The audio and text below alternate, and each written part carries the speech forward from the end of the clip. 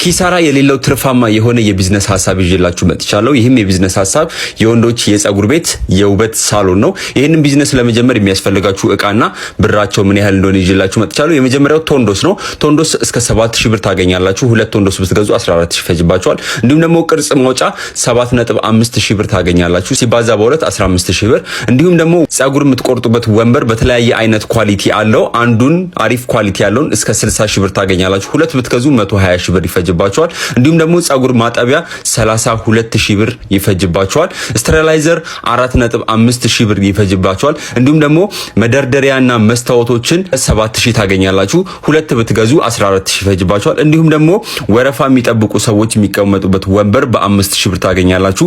እንዲሁም ደግሞ የፊት ስቲም በ5000 ብር እና ሌሎች ወጪዎች የስክራፕ የሎሽን እንዲሁም ደግሞ የጸጉር ቅባቶች፣ መቀሶች፣ ማበጠሪያዎች ጠቅላላ ወጪዎች እስከ 12000 ብር ይፈጅባችኋል። እንዳያላችሁበት ቦታ የሬንቱ ይወሰናል። እሱን ዲሳይድ አድርጉ።